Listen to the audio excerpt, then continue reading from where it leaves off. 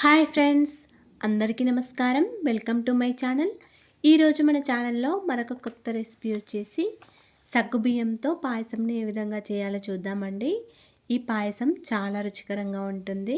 పిల్లలు ఎప్పుడైనా స్వీట్ తినాలని అడిగినప్పుడు ఈ విధంగా చేసి పెట్టండి. సగ్గుబియ్యంతో పాయసంని చాలా ఈజీగా చేసుకోవచ్చు, మరి చాలా రుచికరంగా ఉంటుందండి. మరి నోరూరించే ఈ కమ్మనైన సగ్గుబియ్యం పాయసంని ఇప్పుడు ఏ విధంగా చేయాలో చూసేద్దాం. సగ్గుబియ్యంతో పాయసం చేయడానికి ఇక్కడ ఒక కప్పు వరకు సగ్గుబియ్యం తీసుకున్నాను. ఒక కప్పు వరకు సగ్గుబియ్యంని తీసుకుంటే 2 కప్పుల వరకు వాటర్ వేసుకోండి. ఇక్కడ నేను కొద్దిగా మీడియం సైజు ఉన్న సగ్గుబియ్యం తీసుకున్నాను. మీరు కావాలనుకుంటే కొద్దిగా పెద్ద సైజు ఉన్న సగ్గుబియ్యం అయినా తీసుకోవచ్చు. 2 కప్పుల వరకు వాటర్ వేసుకున్న తర్వాత ఒక 3 గంటల వరకు సగ్గుబియ్యంని బాగా నానబెట్టుకొని ఉంచుకోండి. అప్పుడే సగ్గుబియ్యం పాయసం అనేది తొందరగా ఉడికిపోతుంది, చాలా రుచికరంగా ఉంటుంది. కనీసం ఒక 2 అవర్స్ అయినా నానబెట్టుకొని ఉంచుకోండి. 2 అవర్స్ తర్వాత సగ్గుబియ్యం చూడండి చక్కగా నానిపోయాయి. ఒకటి తీసుకొని చూస్తే వేలితో ఈ విధంగా నలిపి చూస్తే విరిగిపోతాయి. ఇప్పుడు ఈ సగ్గుబియ్యం పాయసం చేయడానికి ముందుగా స్టవ్ ఆన్ చేసుకొని ఒక మందపాటి గిన్నెను పెట్టుకోవాలి. కొద్దిగా లోతుగా కొంచెం మందంగా ఉన్న గిన్నెను పెట్టుకోండి. అప్పుడే సగ్గుబియ్యం పాయసం అనేది అడగంటకుండా ఉంటుంది. ఇప్పుడు ఈ గిన్నెలో ఒక 2 టీ స్పూన్ల వరకు నెయ్యిని వేసుకోవాలి. నెయ్యి కరిగాక ఇలా డ్రై ఫ్రూట్స్ వేయించుకోవాలి. ఇక్కడ నేనైతే కొంచెం కొబ్బరి ముక్కలు, 1 టీ స్పూన్ వరకు కిస్మిస్లు, 2 టీ స్పూన్ల వరకు జీడిపప్పు వేసుకున్నాను. మీకు నచ్చిన డ్రై ఫ్రూట్స్ వేసుకొని ఫ్రై చేసుకోండి. ఇప్పుడు ఈ డ్రై ఫ్రూట్స్ మంచి కలర్ వచ్చే వరకు వేయించుకొని వేరొక ప్లేట్లోకి తీసుకొని పక్కకు పెట్టుకోండి. మీరు కావాలనుకుంటే కర్బూజా గింజలు వేసుకోవచ్చు. ఇప్పుడు ఈ డ్రై ఫ్రూట్స్ ఫ్రై అయిన తర్వాత మరొక ప్లేట్లోకి తీసుకొని పక్కకు పెట్టుకోండి. ఇప్పుడు అదే గిన్నెలో మనం ఏ కప్పుతో అయితే సగ్గుబియ్యం తీసుకున్నామో అదే కప్పుతో వాటర్ వేసుకోండి. ఒక 3 కప్పుల వరకు వాటర్ వేసుకోండి.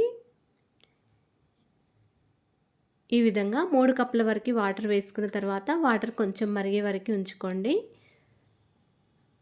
వాటర్ మరిగాక మనం నానబెట్టుకొని ఉంచుకున్న సగ్గుబియ్యంని కూడా వాటర్తో సహా వేసుకోండి.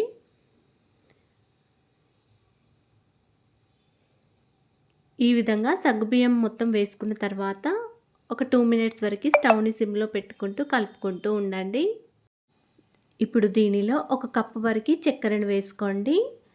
మీకు ఇంకా కొంచెం స్వీట్నెస్ ఎక్కువగా కావాలనుకుంటే మరో పావు కప్పు వరకు చక్కెరను వేసుకోండి. ఈ విధంగా చక్కెరను వేసుకున్నాక మళ్ళీ ఒకసారి బాగా కలుపుకోండి. స్టవ్ని సిమ్లో పెట్టుకుంటూ మధ్య మధ్యలో కలుపుకుంటూ సగ్గుబియ్యం మొత్తం ఉడికే వరకు ఈ విధంగా కలుపుకుంటూ ఉండాలి. స్టవ్ని హై ఫ్లేమ్లో పెడితే సగ్గుబియ్యం అనేవి అడిగంటిపోతాయండి. అందుకే స్టవ్ని సిమ్లో పెట్టుకుంటూ మధ్య మధ్యలో కలుపుకుంటూ ఉండాలి. సగ్గుబియ్యం కొంచెం ఉడికాక ఇప్పుడు ఒక 2 కప్పుల వరకు పాలను వేసుకోండి.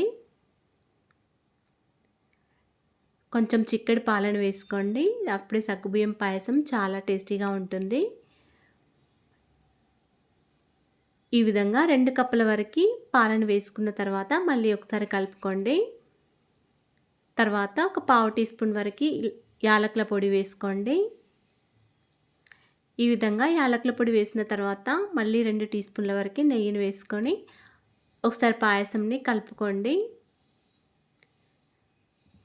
మళ్ళీ ఒక 5 మినిట్స్ వరకు స్టవ్ని సిమ్లో పెట్టుకుంటూ కలుపుకుంటూ ఉండండి.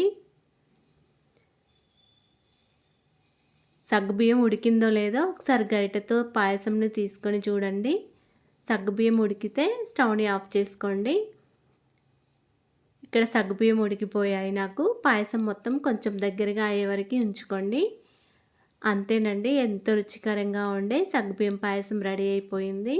పాయసం అయితే కమ్మగా చాలా రుచికరంగా ఉందండి.